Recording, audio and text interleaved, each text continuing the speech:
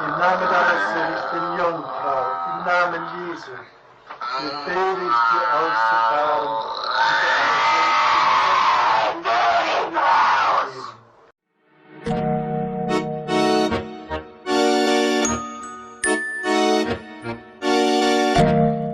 Halo, coba lagi sama aku Dwi Cisandea. Di video hari ini aku akan membawakan sebuah cerita horor yang datang dari kasusnya Annelies Michel. Yang mana Annelies Michel ini dulu pernah dirasuki 6 iblis sampai akhirnya dia meninggal. Dan selama hidupnya dia selalu diganggu oleh para iblis dan mengalami hal-hal yang mengerikan.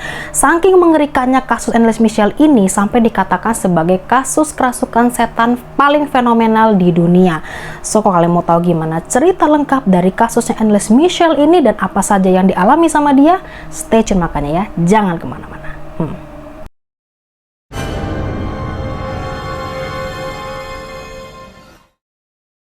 Annelies Michel ini lahir di tahun 1952 di Bavaria, Jerman.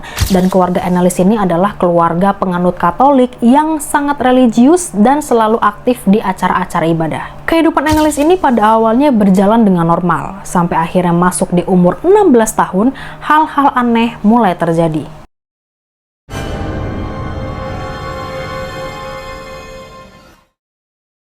Di bulan September tahun 1968, pada saat Annelies ini pulang sekolah, tiba-tiba dia ini kehilangan kesadaran.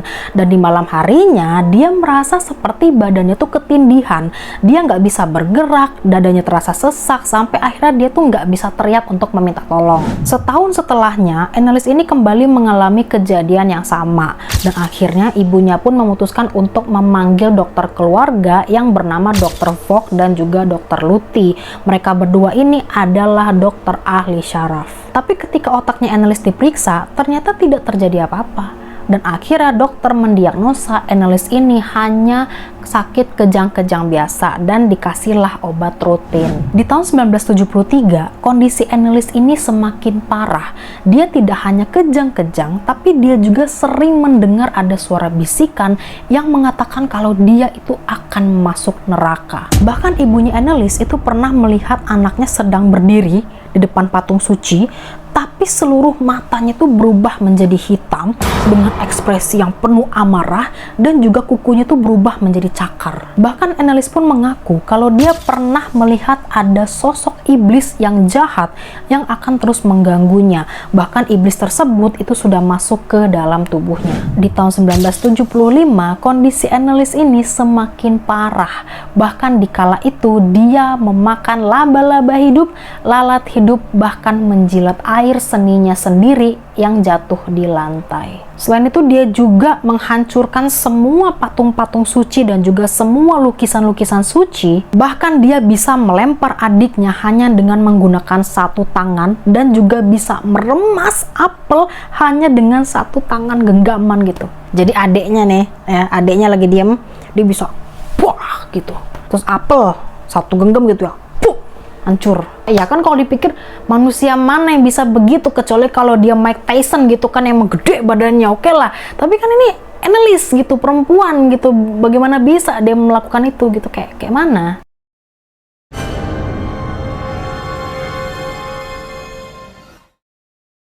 Karena kelakuannya Annelies ini sudah tidak wajar, akhirnya ibunya pun memanggil pastor untuk datang ke rumah. Nah, pada saat itu yang datang ke rumah adalah Pastor Alt dan juga Pastor Rodwig. Ketika Pastor Rodwig sudah melihat secara langsung kondisi Annelies, dia mengatakan kalau Annelies ini sudah dirasuki oleh iblis-iblis yang jahat.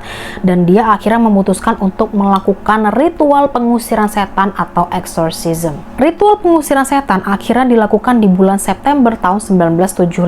Dan pada saat itu yang melakukan ritual pengusiran setan adalah Pastor Alt dan juga Pastor Renz, karena pada saat itu Pastor Rodwig-nya tidak bisa datang gitu ya, mungkin karena berhalangan hadir, jadi mereka berdua yang melakukan ritual pengusiran setan. Ritual ini pun direkam ke format audio dan menghasilkan ada 42 hasil rekaman. Di audio tersebut terdengar ada 6 iblis yang merasuki Annelies. Di antaranya ada Hitler, Cain, Nero, Fleischmann, Judas, dan juga Lucifer. Ja, ich will auch für die anderen Leute, damit die nicht mehr kommen und so. Aber dass das dann so schlimm ist und so grausam und so furchtbar, nee. Das tut mir leid, das ist so leicht zu sagen, aber wenn es dann wirklich schlimm wird, da will man überhaupt nicht mehr, da will man kein Schlimm.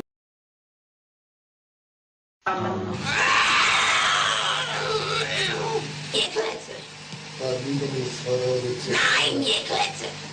Und mal mir Klötze. Oh, so gerne will nicht. Oh, ich gerne nicht. Sind wir schon 3? Wie. Was ist so eine Schneide?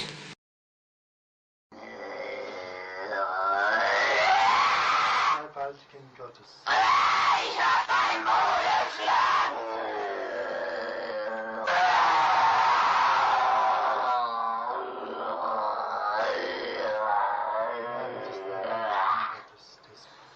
Im Namen des Vaters,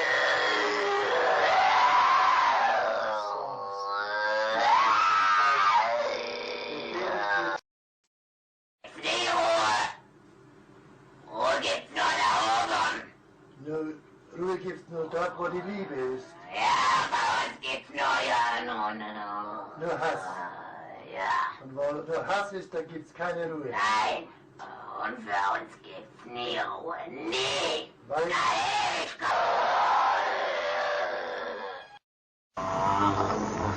Die müssen in eigenen Seminaren ausgebildet werden. Die dürfen nicht auf die anderen Universitäten.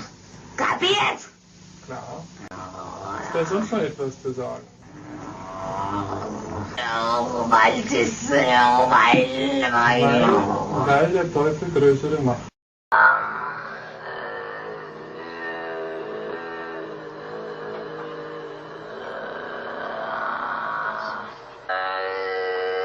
im Namen deines Sohnes, den Jungfrau, im Namen Jesu, befehle ich dir auszufahren.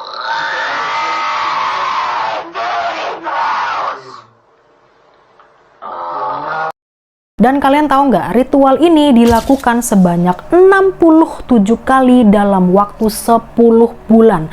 Tapi selama itu ritualnya tidak mempan alias nihil. Di tahun 1976-nya, kondisi Annelies ini semakin parah, semakin memprihatinkan karena segala usaha yang dilakukan itu tidak membuahkan hasil. Semakin lama Annelies ini semakin sering menyakiti dirinya sendiri dan juga menyakiti keluarganya.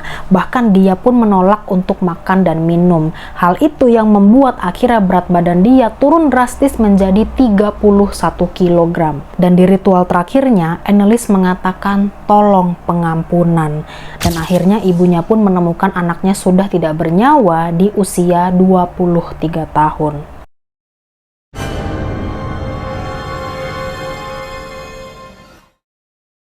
Kejadian Annelies ini ternyata menjadi cerita yang sangat fenomenal di kalangan masyarakat. Jadi orang itu menuai antara pro dan kontra gitu loh. Dan yang apesnya setelah kejadian Annelies ini, keluarganya Annelies bahkan dua pastor tadi tertimpa musibah. Karena mereka ini mendapatkan tuduhan dari pengadilan atas dasar lalai dalam mengurus Annelies. Dan juga menghalangi tindakan medis dalam upaya pertolongan kepada Annelies. Dan akhirnya kasus Annelies ini masuk ke meja pengadilan di tahun 1978 dan mereka semua ini dijatuhi hukuman penjara selama 6 bulan dan juga 3 tahun masa percobaan. Nah, yang disayangkan adalah ketika pihak Annelies ini menjelaskan secara rinci gitu ya ke pihak pengadilan apa yang sebenarnya terjadi, pihak pengadilan ini nggak percaya, nggak setuju gitu dengan statement mereka. Karena kasus ini sangat kontroversial, membuat orang-orang itu antara percaya dan nggak percaya.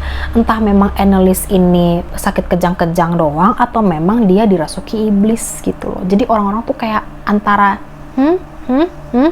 ya kalau dilihat dari dua sisi memang berbeda ya. Dari sisi medis yang logik Annelies ini kejang-kejang epilepsi, tapi kalau secara paranormal ya dia dirasuki iblis gitu. Akhirnya kasus ini pun menjadi kasus kerasukan setan yang paling fenomenal.